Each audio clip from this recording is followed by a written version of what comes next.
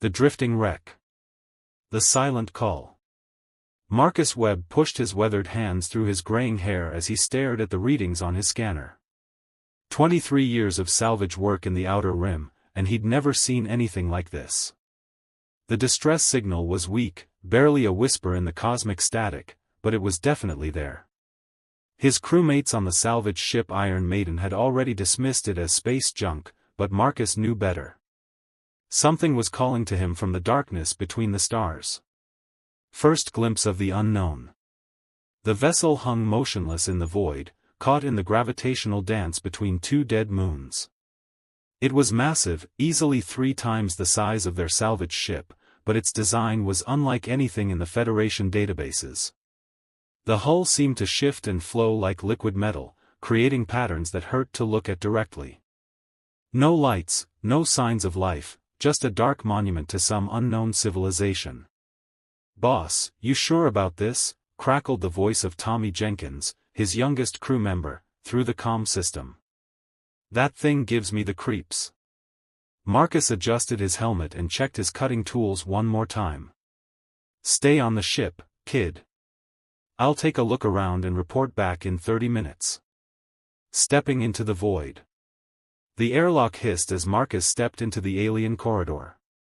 His boots made no sound on the strange floor material, which seemed to absorb both light and sound.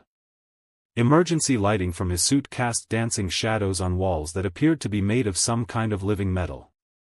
Everything was pristine, as if the ship had been abandoned just moments ago rather than floating here for who knows how long. The sleeping giant. Marcus made his way deeper into the ship, following what seemed to be a main corridor. The architecture was confusing, with passages that curved in impossible ways and rooms that seemed larger inside than outside. His scanner picked up traces of advanced technology, but nothing that matched any known patterns. Power conduits ran along the walls like veins, dark and lifeless. Then he found it. A massive chamber filled with what looked like a fusion reactor, but far more advanced than anything humans had ever built. The core was dark, its crystalline structure cracked and leaking some kind of energy that made his Geiger counter click nervously. This was it, the heart of the ship. And it was dying. The mechanic's instinct. Marcus had always been good with machines. It was a gift, his father used to say. Where others saw broken metal and failed circuits, Marcus saw puzzles waiting to be solved. He studied the alien reactor for several minutes, tracing the energy pathways with his eyes. The damage was extensive, but not irreparable. Someone or something had deliberately sabotaged this system. "What were you running from?" he whispered to the empty chamber. "The first spark." Marcus began to work, his hands moving with the practiced ease of decades spent fixing the unfixable. He rerouted power coupling around the damaged sections, bypassed the broken control matrices, and slowly began to coax life back into the dying system. It was delicate work, requiring intuition more than knowledge. He had to feel his way through the repairs, trusting his instincts about how the alien technology might function. Awakening the sleeper. The first sign that something was happening came as a subtle vibration through the floor.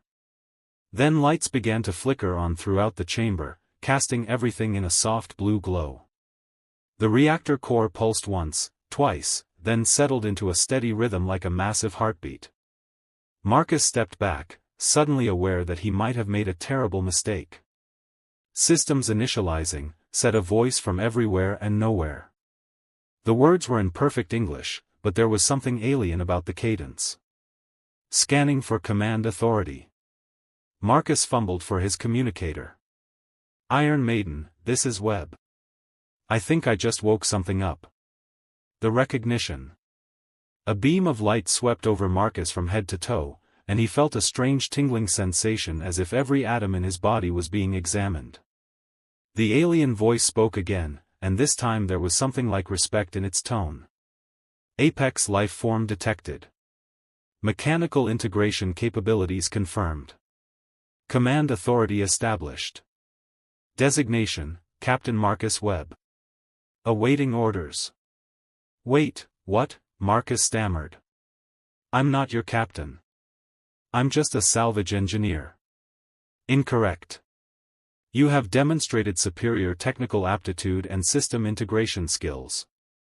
You are the first being to successfully interface with core systems in 847 standard cycles.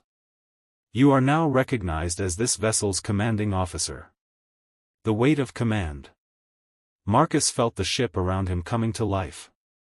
Corridors that had been dark for centuries filled with light.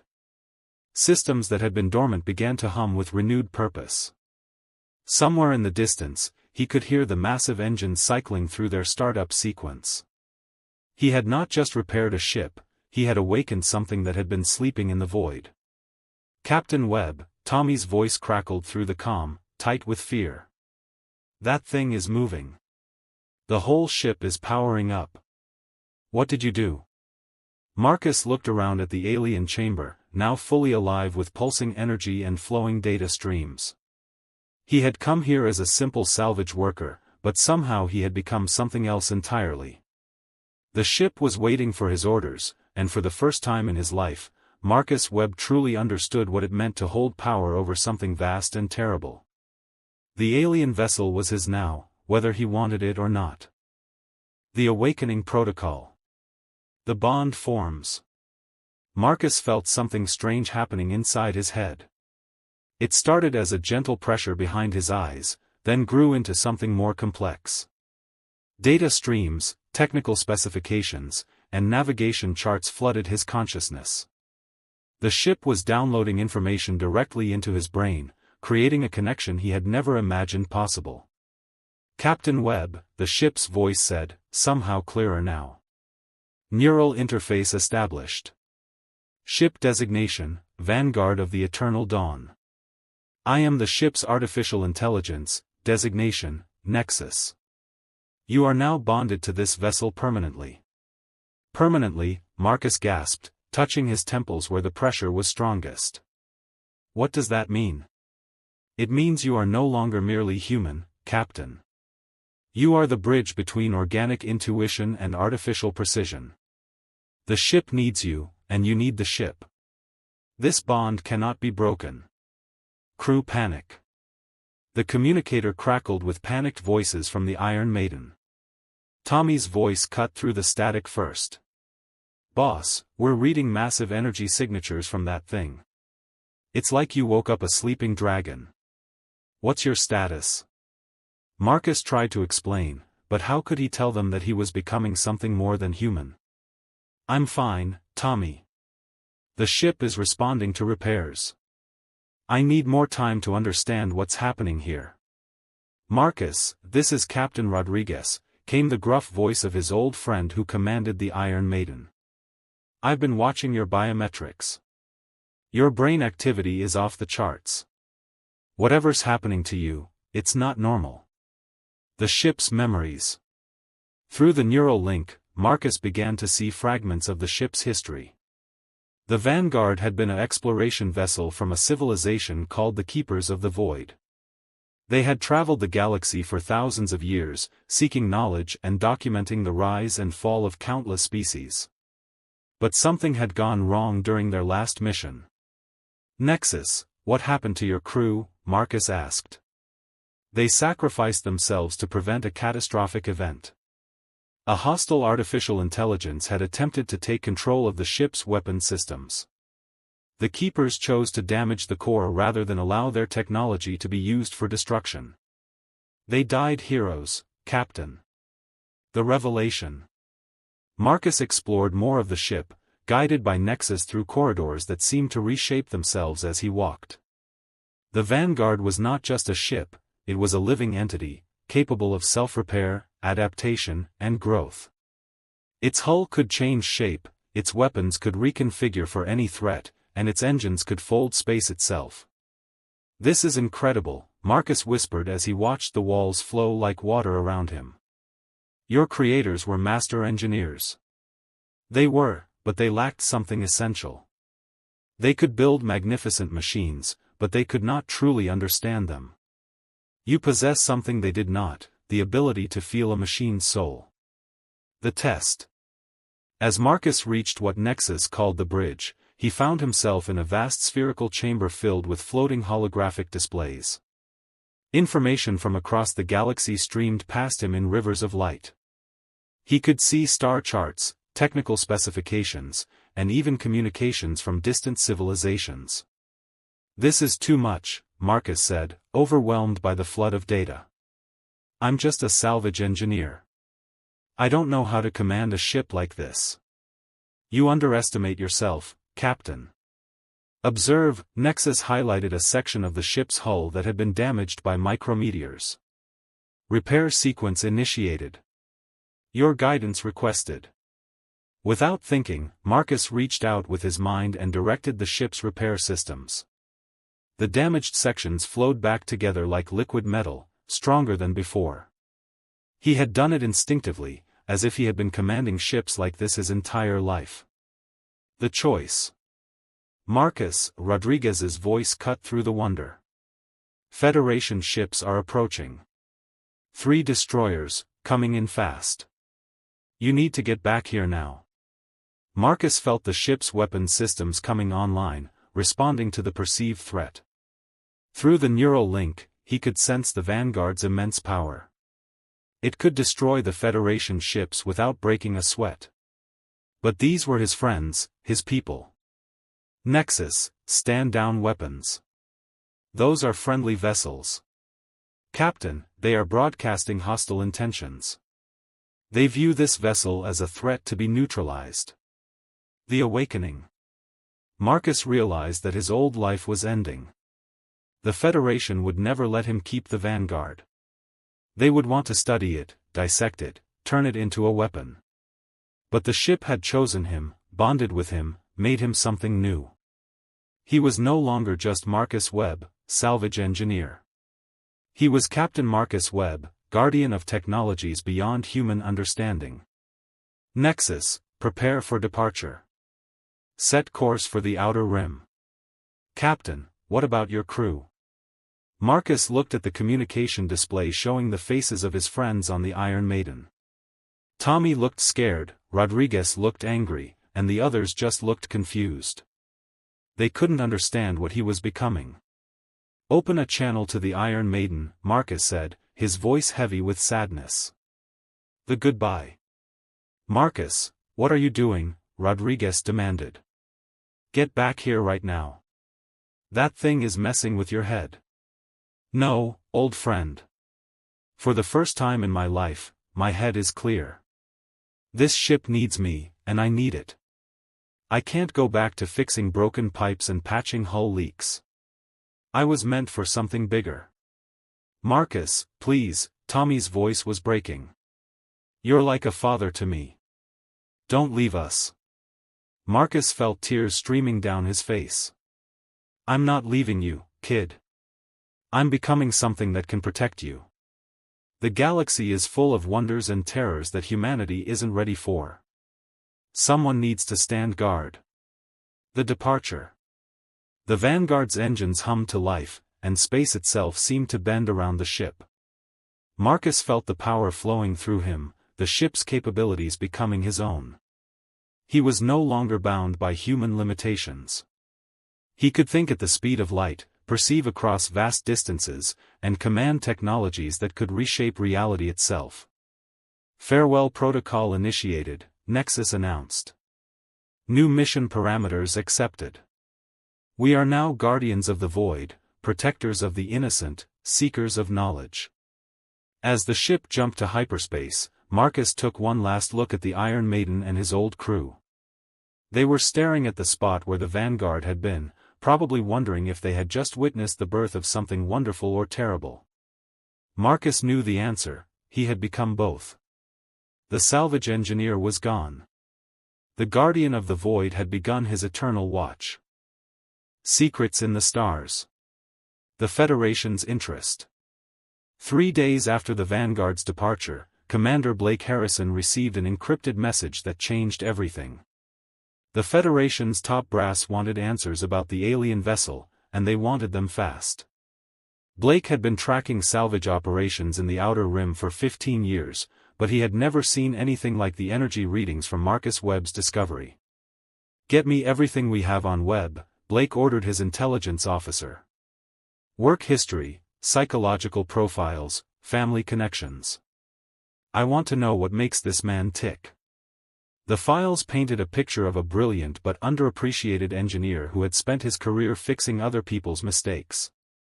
Webb had no family, few friends, and a reputation for being able to repair anything.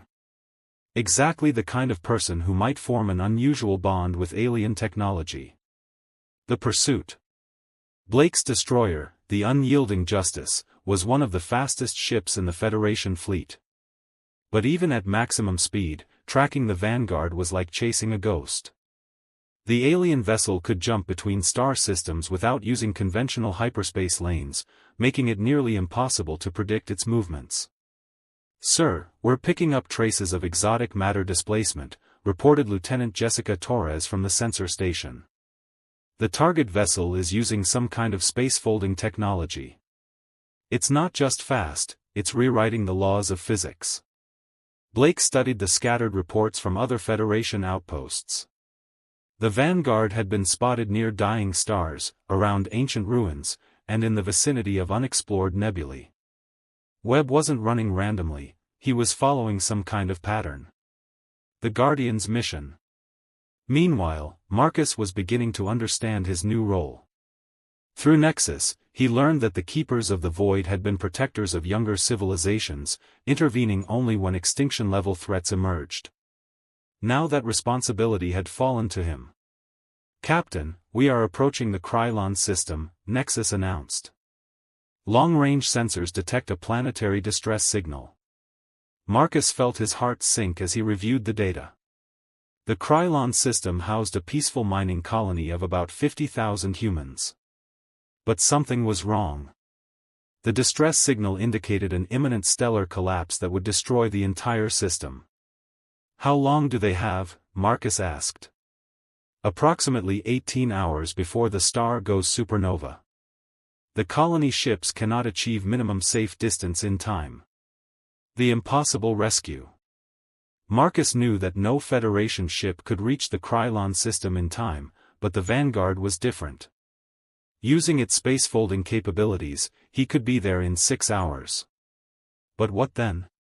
How do you evacuate 50,000 people from a dying star system? "Nexus, show me the Vanguard's industrial capabilities." The ship's AI displayed a three-dimensional map of the vessel's internal structure. Hidden throughout the ship were matter converters, energy manipulators, and construction systems that could build anything from raw materials. The Vanguard wasn't just a ship, it was a mobile civilization. "We can do this," Marcus said, his voice filled with determination. "Prepare the emergency fabrication systems. We're going to build an evacuation fleet." The race against time. When the Vanguard arrived at the Krylon system, Marcus was appalled by what he found. The colonial government had been paralyzed by indecision, and panic was spreading through the settlements. Valuable time was being wasted on bureaucratic debates while the star showed increasing signs of instability. "This is Captain Marcus Webb of the Federation vessel Vanguard," he announced on all frequencies. "Begin immediate evacuation procedures. I am deploying rescue craft to all population centers." "Federation vessel Vanguard," came the confused response from the colonial administrator. "We have no record of such a ship. Identify yourself properly." Marcus didn't have time for explanations. Through his neural link with the ship, he began the most ambitious construction project in human history. The Vanguard's hull opened like a flower, revealing massive fabrication bays that began producing rescue ships at an incredible rate. The Federation arrives. Just as Marcus was coordinating the evacuation of the third mining station, Commander Harrison's destroyer dropped out of hyperspace at the edge of the system. Blake had been tracking the Vanguard's energy signature and had finally caught up with his quarry. "Unknown vessel, this is Commander Blake Harrison of the Federation destroyer Unyielding Justice. You are ordered to stand down and prepare to be boarded." Marcus felt a surge of anger through the neural link. The Federation had done nothing to help these people, but now they wanted to interfere with the rescue operation. Commander Harrison, I am currently engaged in a humanitarian mission. 50,000 lives are at stake. You will not interfere. The confrontation. Blake studied the tactical display showing the alien vessel. It was unlike anything in the Federation databases, clearly more advanced than human technology. But it was also being operated by a human, someone who had apparently gone rogue with an incredibly dangerous alien artifact. Webb, you are in violation of Federation law. That vessel belongs to humanity, and you have no authority to operate it independently. Humanity, Marcus laughed bitterly. This ship has been floating dead in space for centuries while humanity squabbled over trade routes and mining rights. I didn't steal it, Commander. I saved it. The stellar collapse. The argument was interrupted by a massive solar flare that lit up the entire system. The dying star was entering its final phase, and time was running out. Marcus had evacuated 37,000 people, but 13,000 remained scattered across the outer settlements. Nexus, maximum fabrication speed. I don't care if we burn out the systems. Captain, prolonged operation at this level will cause permanent damage to the ship's structure. Then we'll fix it later. No one dies today. The miracle. What happened next would be remembered as the miracle of Krylon. The Vanguard produced rescue ships faster than anyone thought possible, each one perfectly designed for its specific mission. Transports for civilians, medical ships for the injured, and cargo vessels for essential supplies. In the span of 6 hours, Marcus Webb had created an entire fleet from nothing. Commander Harrison watched in amazement as the evacuation proceeded with military precision. Whatever Webb had become, he was no longer just a salvage engineer. He was commanding advanced technology with the skill of someone who had been doing it for decades. Sir, reported Lieutenant Torres, all civilian transports are clear of the danger zone. The evacuation is complete. The revelation. As the star finally exploded in a spectacular supernova, Marcus felt a profound sense of satisfaction. He had saved 50,000 lives using technology that most humans couldn't even comprehend. But he had also revealed his capabilities to the Federation, and he knew there would be consequences. Webb, Commander Harrison's voice was different now, filled with respect rather than anger. What are you? Marcus considered the question carefully. What was he? Human? Alien? Something new? I'm what happens when someone finds their true purpose, Commander. I'm a guardian of the void, and this galaxy has many secrets that need protecting. The Vanguard folded space around itself and vanished, leaving Commander Harrison to contemplate the implications of what he had witnessed. Somewhere in the darkness between stars, a new kind of protector was beginning his eternal watch. The choice of power. The summons. 2 weeks after the Krylon rescue, Marcus received an encrypted communication that made his blood run cold. The message came from Admiral Victoria Sterling, the highest-ranking officer in the Federation fleet. She wanted to meet with him personally, and she was offering something Marcus had never expected: official recognition and support.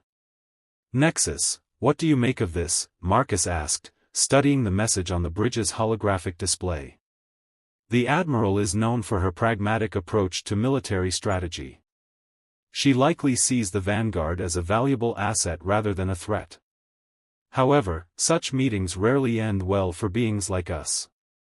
The meeting location was specified as Titan Station, a massive military installation orbiting Saturn. It was neutral ground, but Marcus knew he would be walking into the heart of Federation power. The specialist arrives. Dr. Nathan Cross had been studying xenoarchaeology for 20 years, but he had never seen anything like the data files from the Krylon incident. The alien vessel's construction capabilities defied every known law of physics, and its energy reading suggested technology that was thousands of years ahead of human development. Admiral Sterling, he said, reviewing his findings in the secure briefing room. This isn't just an alien ship.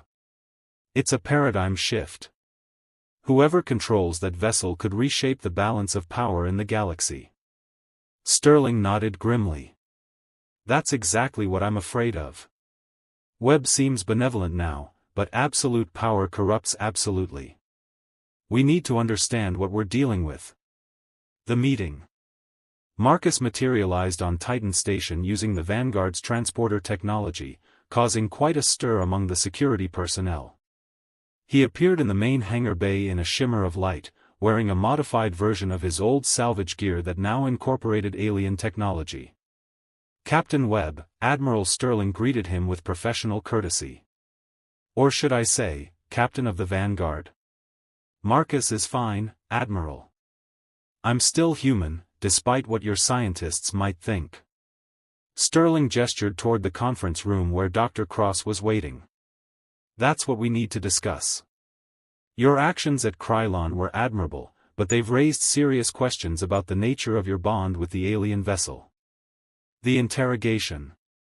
Dr. Cross had prepared dozens of questions about the Vanguard's capabilities, but he found himself fascinated by Marcus himself. The man showed signs of enhanced cognitive function, improved reflexes, and an intuitive understanding of advanced physics that shouldn't have been possible for a salvage engineer. The neural link is changing you, Cross observed. Your brain scans show increased activity in areas associated with spatial reasoning and mathematical processing. You're becoming a hybrid intelligence. Is that supposed to scare me? Marcus asked. I've never felt more like myself in my entire life. But you're not entirely yourself anymore, are you? The ship's AI influences your decisions, provides you with knowledge you never learned, gives you capabilities you never developed. Where does Marcus Webb end and the alien intelligence begin? The offer. Admiral Sterling leaned forward in her chair. Marcus, the Federation wants to work with you. We'll provide you with resources, support, and official recognition. In exchange, you would operate under Federation authority and share the Vanguard's technology with our scientists. Marcus felt nexus stirring in his mind, analyzing the offer and finding it lacking. And if I refuse? Then you become a rogue agent with a doomsday weapon. The Federation Council has already authorized the use of force if necessary. Marcus laughed, but there was no humor in it. Force? Admiral, I just built a rescue fleet from raw materials in 6 hours. What kind of force do you think could stop me? The demonstration. To prove his point, Marcus accessed the Vanguard sensors and projected a holographic display of Titan Station. The three-dimensional image showed every detail of the massive installation, from the command centers to the weapon systems to the coffee shops in the civilian quarters. Your station has impressive defenses, Marcus said conversationally. 47 plasma cannon batteries, 12 missile launchers, and a deflector shield that could withstand a direct hit from a cruiser's main guns. Sterling's face went pale. You're threatening us? I'm educating you. Nexus, show them what the Vanguard's main weapon could do to this station.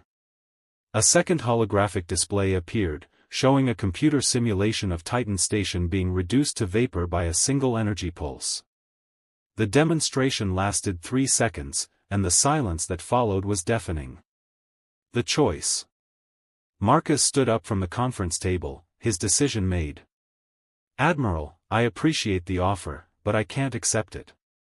The Vanguard wasn't meant to serve any one government or species. It was built to protect life itself, to preserve knowledge, to guard against threats that most beings can't even imagine. Marcus, be reasonable, Sterling pleaded. You can't police the galaxy single-handedly. You need support, resources, allies. No, Marcus said firmly. I need freedom. The Keepers of the Void spent thousands of years learning that lesson. The moment you tie advanced technology to political power, it becomes a weapon of oppression rather than protection. The transformation. Dr. Cross watched in fascination as Marcus prepared to leave. The man's eyes had taken on a faint blue glow, and his movements showed a fluid grace that hadn't been there before. The hybrid intelligence was becoming more pronounced, more integrated. Marcus, Cross called out. For the sake of science, answer me this, are you still human? Marcus paused at the door. I'm what humanity could become if we stopped fighting each other and started reaching for the stars. I'm the bridge between what we are and what we could be. The departure. As Marcus dematerialized in another shimmer of light, Admiral Sterling was left to contemplate the implications of their meeting. The Federation had made an enemy of the most powerful individual in known space, but perhaps that had been inevitable. What do we do now? She asked Cross. The scientist shook his head. We pray that he remains benevolent. Because if Marcus Webb ever decides that humanity is a threat to the galaxy, we won't be able to stop him. The Guardians resolve. Back on the Vanguard, Marcus felt the weight of his decision. He had chosen freedom over security, responsibility over comfort. The neural link with Nexus was stronger than ever, and he could feel the ship's approval of his choice. Nexus, set course for the void between galaxies. We have work to do. What is our mission, Captain? Marcus smiled as he looked out at the stars. We're going to find others like us. The Keepers of the Void weren't the only advanced civilization in the universe. Somewhere out there are technologies and knowledge that could threaten all life. We're going to find them first. The Vanguard folded space around itself and vanished into the cosmic darkness, carrying its human captain toward a destiny that would reshape the galaxy itself.